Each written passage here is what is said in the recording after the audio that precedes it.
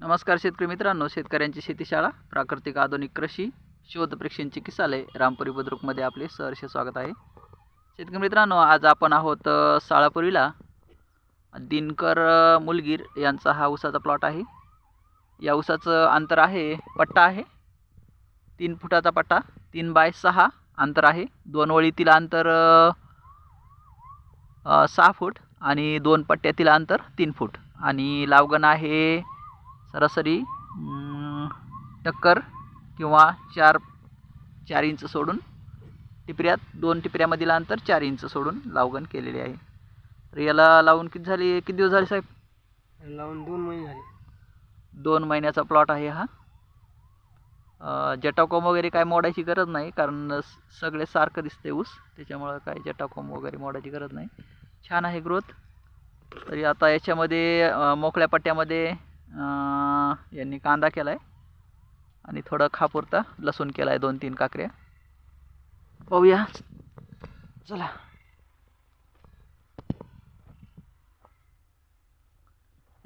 हे 6 फुटाचा पट्टा आहे आणि हे 3 फुटाचा पट्टा आहे.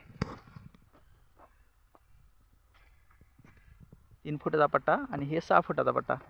आता कांदा लावला आहे तुर्तास खाण्यासाठी. हे पहा, मस्त आहे कांदा. पण कांद्याचं रोप तुम्ही म्हणता तसं थोडंसं जास्त जाड झालं. बारीक पाहिजे. बारीक पाहिजे. बारीक असतं तर अजून जास्त आलं असतं आणि त्याला वेळ मिळाला असता ना वाढायला. आता म्हणजे ह्याला वेळ मिळत नाही ना, कारण याची मॅच्युरिटी झाल्यासारखं झालं ना, कारण हे वाढ खुंटल्यावानी झालं. म्हणजे कसं आपण रोप कसं म्हणतो की कमी वाढलेलं पाहिजे. कमी वाढलेलं पाहिजे. महिना लय झालं, महिना, सव्वा महिना, 1.5 महिना लय झालं. हे रोप समजा जास्त दिवसाचं मिळालं आपल्याला, त्याच्यामुळे ते ठोकर रोप आलं. मग कांदा पोसायला ते जास्त पोसत नाही जमिनीमध्ये, म्हणजे मॅच्युरिटीकडे येतं लवकर. एवढंच प्रॉब्लेम, बाकी काही नाही. लसूण तुमचा बघा ना, मस्त आहे लसूण. आता लसूण लावला आता, त्याच्यामुळे आता त्या लसणाची ग्रोथ आणि कांद्याची ग्रोथ पाहतो मी.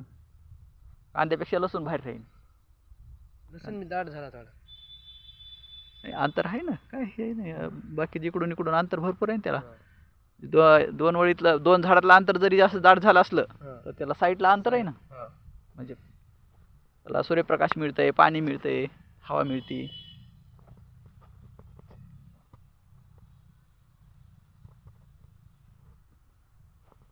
तर याचं उत्पादन अपेक्षित आपल्याला किती टन होईल समजा अंदाजा?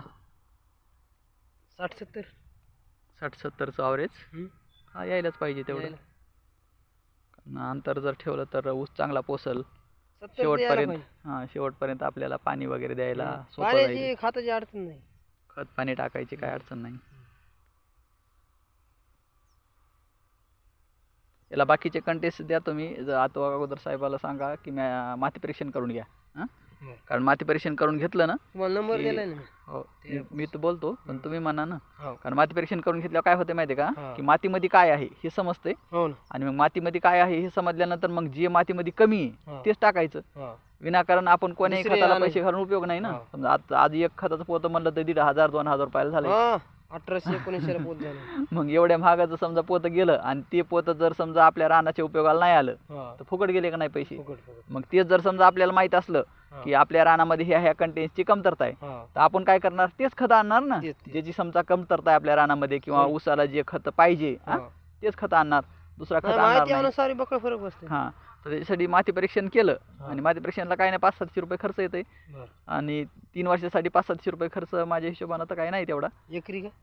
म्हणजे एकरी नाही, 5 एकर पर्यंत तुम्ही घेऊ शकता त्याचा नमुना. समजा आता आपलं समजा रान आहे, हे तुमचं समजा हे पट्टा आहे. ह्या पट्ट्यामध्ये समजा आपलं 5 एकर रान आहे. तर 5 एकर रानामधला प्रत्येक ढेल्यामध्ये थोडी थोडी माती घ्यायची आणि लॅबला द्यायची. बस संपलं, चेक करून देते ते. म्हणजे कसं होतं माहिती का, जर समजा आपलं एकच एकर रान आहे, आता तुम्ही मला तिकडे आमचं 1 एकर रान आहे, तर ते 1 एकर रान आहे, त्याचं याचं नाही मिक्स करता येईल. त्याचं अलगच त्याचं अलगच करायचं. आता हे समजा आपलं धुरा लागू नये, मग तिथं समजा 5 एकर बी असलं, 3 एकर असलं, 2 एकर असलं, तर 2 हेक्टर पर्यंत नमुना, म्हणजे 5 एकर पर्यंत आपल्याला एक नमुना घेता येते. असं मालकाला कॉन्टॅक्ट साधारण सांगतो ना मालकाला. आपण कसं गडी माणूस नाही.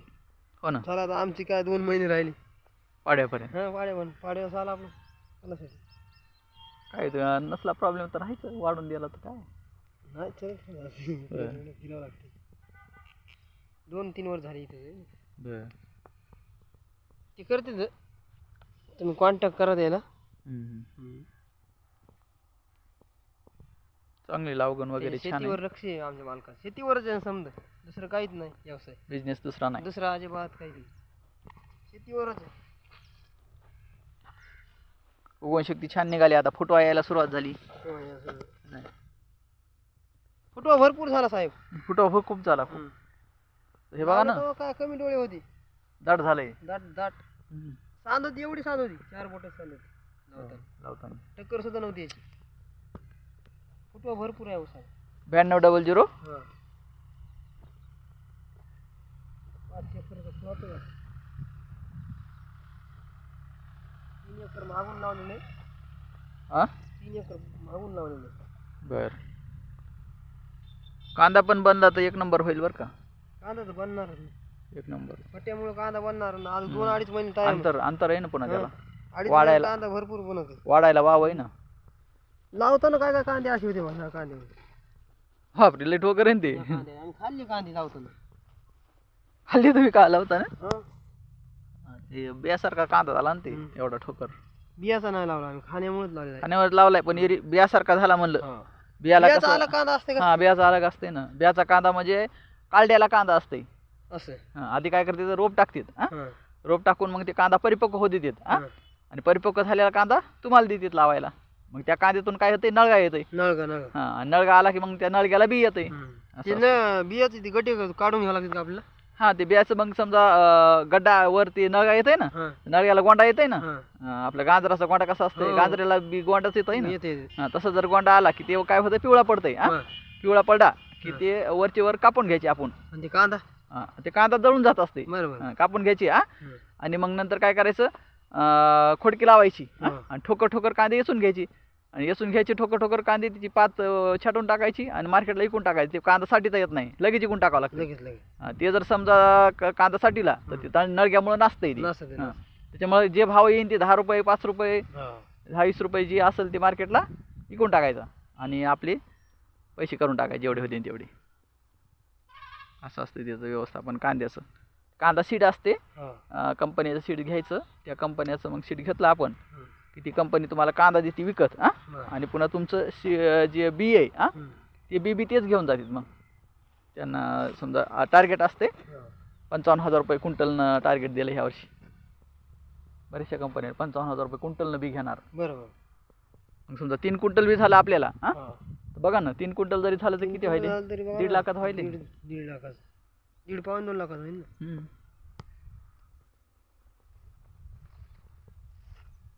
मस्त पट्टा उभा राहा. असं सूर्य चमकायला आहे. थँक्यू मित्रांनो. Wish you all the best. जय हिंद, जय भारत, वंदे मातरम.